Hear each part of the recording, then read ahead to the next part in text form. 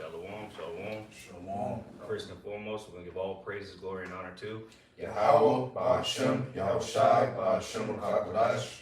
double honors to the elder apostles, great millstone who were well, and salutation and much love to the Akim out there pushing out his word in truth and sincerity. Brothers from great millstone Tampa, Lord's will is going to do it. We're going to do an edifying lesson to the hopeful elect. We're just going to go in spirit per usual.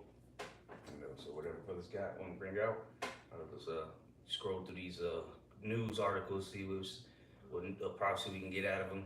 But go ahead, brothers. Hit St. Matthew's 24:6, right to the point. It says, "And ye shall hear of wars and rumors of wars.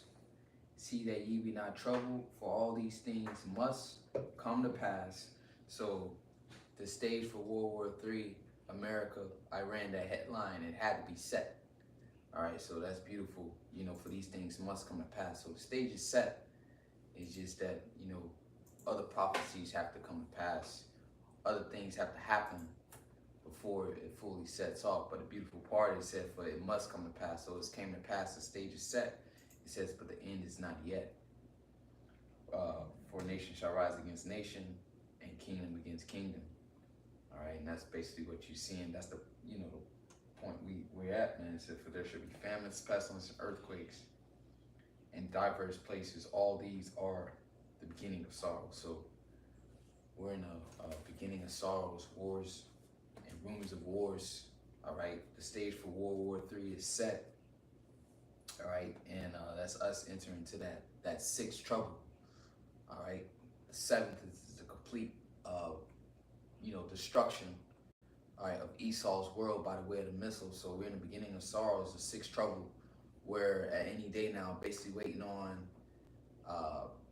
an event, or it could be polycrisis, where there's multiple events basically to produce one outcome. So that's the point where we're at right now with this prophecy. All right, all these are the beginning of sorrows. And anytime bro want to interject, just let me know. There's an article right here that says the U.S. strikes on Iran might make the world less safe. What do you mean might? That's an act of war. And again, it's not. It's gonna kind of die down because people are looking for ceasefire, but that's not gonna stop at World War III. They're still attacking. Israel's still shooting missiles on Lebanon, the Houthis, and the Houthis shooting missiles on Israel. So again, this is a theater of war, but they're only showing you what they show you. And again, we know what the will of the Father is. Most importantly, we know what's gonna happen regardless. And it's been going on. The key character, Russia, is doing what they want. So we know that the prophecy is moving. Who wanted to say something? That was it. You want to say something? Yeah, I forgot what I was going to say though. Come back. I have a quick precept here because of what the brother was speaking about. Was talking about prophecy and how everything is done in order.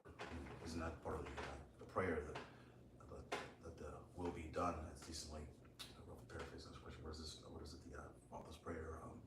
That will be done on earth as in heaven. It's a lot here.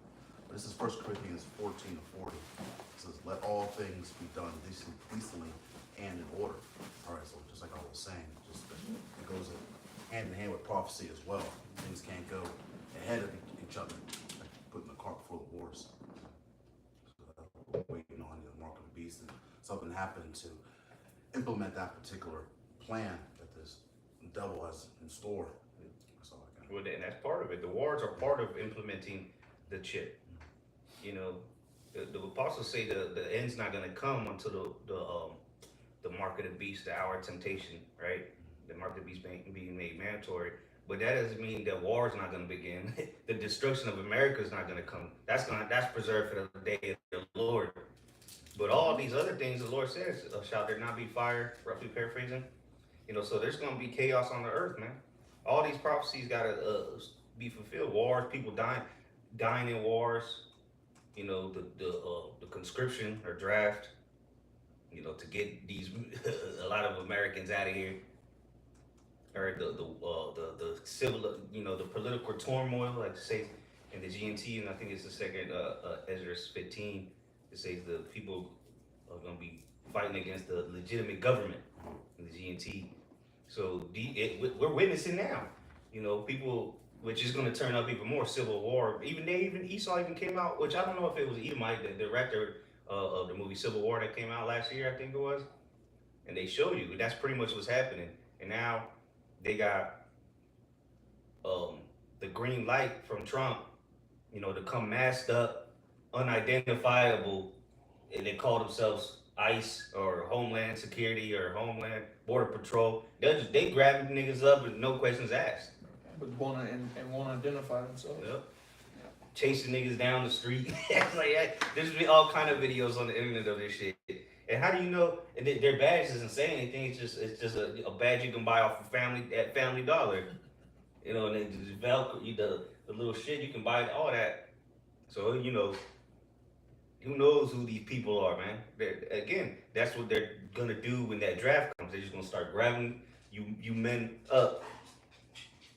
Oh, because right now the approval rating for Trump is down in the shitter because of what he did in Iran, right? So these people don't want to go to war. These people don't want to go to battle. So you're gonna have to be forced. You know the what they call them, the Gustapos. They're gonna pull up on you and throw you in the white van. And take you. See, you don't want to go to the what they say, the recruitment center. Where they gonna take you by force. And there's gonna be sedition.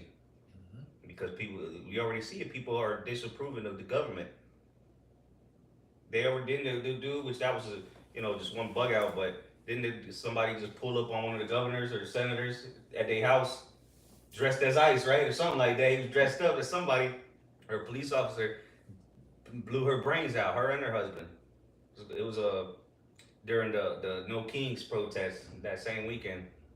So people already disgruntled. Even the MAGA supporters, they're hurt, saying, "Damn, I made a mistake. Shouldn't have voted for Trump."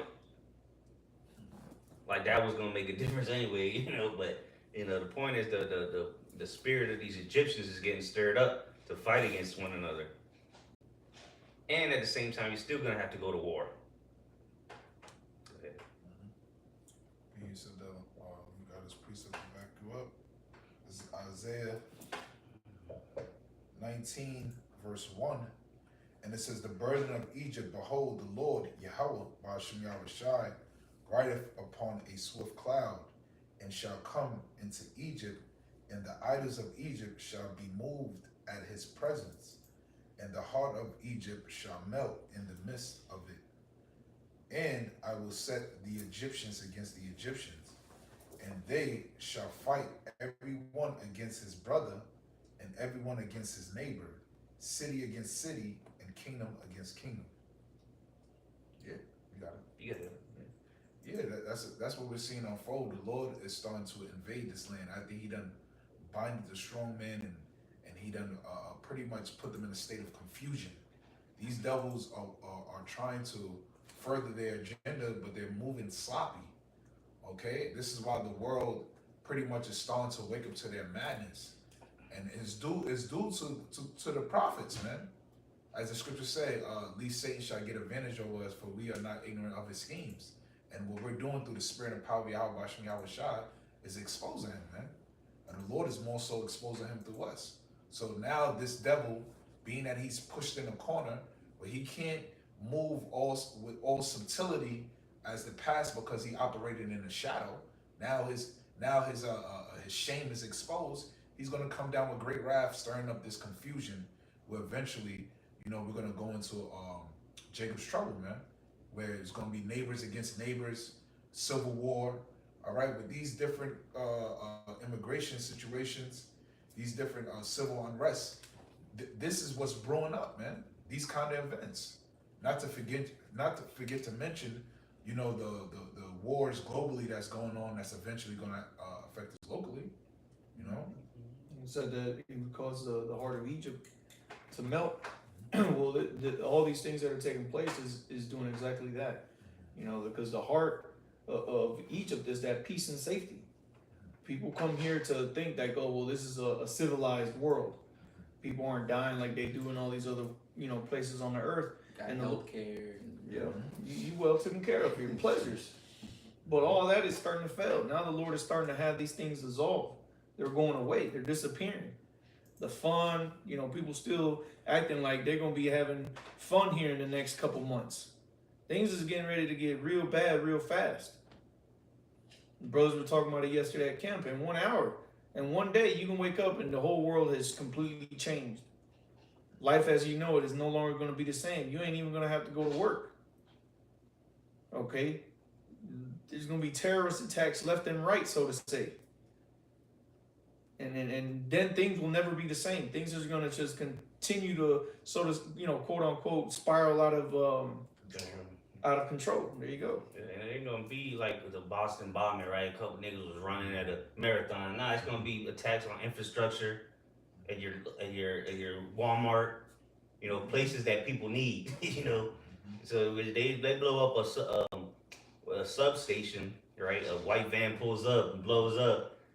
Well, there goes the power for the town, and there's no repairing that. You know how they would have to rebuild the whole sub. They ain't got time for that. What happens if another one blows up? Now they gonna have to curfew. Everybody stay in your homes. It's for your safety.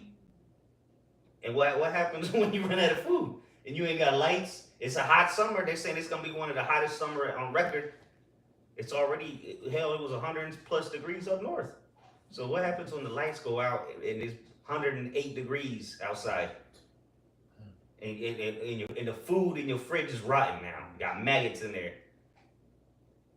No McDonald's is open. I got you. Real quick precept, Matthew 24:12, and because iniquity shall abound, the love of many shall wax cold. Facts. And that's what you basically see right now, man. The homelessness in America has grown. The markets, nobody just have money for anything. And the crime rate, with that, crime rates increases. That's the only reason why Esau distributed food stamps and all that, is to keep order.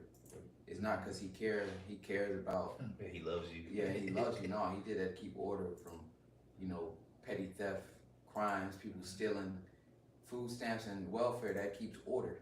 So the people that don't have the money to afford it, they're not robbing and stealing from the people who do. And to get you hooked, it's like Esau's pretty much the crack dealer. He got all you people hooked on crack, and he know you're gonna keep coming back. So what is it? Well, how to get those benefits soon? You're gonna need the chip, especially once the shit hits the fan. And let's say the lights go out 3 days, and he come with the solution after them 3 days. People are gonna be begging to get them stamps. Which is everything's gonna be digital, of course, but people are gonna be begging for a way back to normalcy. Because they're gonna snatch everything from you. That's why I call Slog, the ex-chairman of the WEF. He said, "What, you're gonna own nothing and be happy?" Because once they take everything from you, which is what they're gradually doing right now. Exactly. All right. Once this devil shows his full horns and literally come down with that great wrath upon you, you're gonna be in a desperate state where you're gonna be willing to take nothing and be happy. And Esau's gonna be using those draconian measures. Brother wanna grab that. He spoke as a lamb. So this devil, remember during the C-19, that was just a test run, really, of what's coming. All right, see how many dumbasses they get with the same Crocs that they're gonna use later. What Biden get up there and say? You don't have to die. It's just the science. And so what are they gonna tell you then? You don't have to starve to death.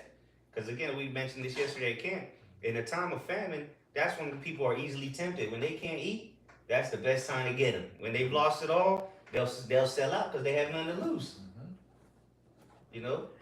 Satan, which is Esau, Edom, and the physical.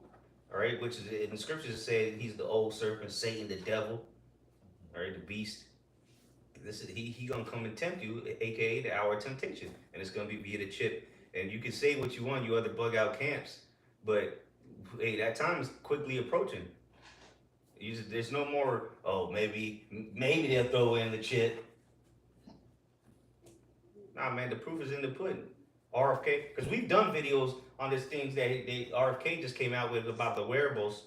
How many, hell, just in our camp, we've done plenty of videos. I know the apostles on down have about wearables and how that's just the forerunner for the chip. Because people been using wearables. That's not a new revelation. People got wearables as we speak. It's called Apple Watches. You know, that's what he's talking about with wearables. But soon, well, you can lose a wearable, right? Because people use Apple Pay with their watch, and they even talk to it, like they, you know, like in the movie They Live. Remember when they started they started talking to the watches and shit. And that was what, from the 80s or the late 90s or early 90s or late 80s. Or 90s, yeah. So yeah, probably 80s, 88 or something like that. But nonetheless, so they were showing you that technology, the wearables, they've been had that. But again, it's a wearable. The chip ain't gonna be wearable. The scriptures say you're gonna be able to take it in your hand or in your forehead, and you go into deeper into it as we have. We've broken it down plenty of times that it's gonna be inserted into you. That's not wearable, but it's the same technology if you can receive it. Right? It's that same technology that's in that smartwatch or the wearable is going to be in that chip. Go ahead.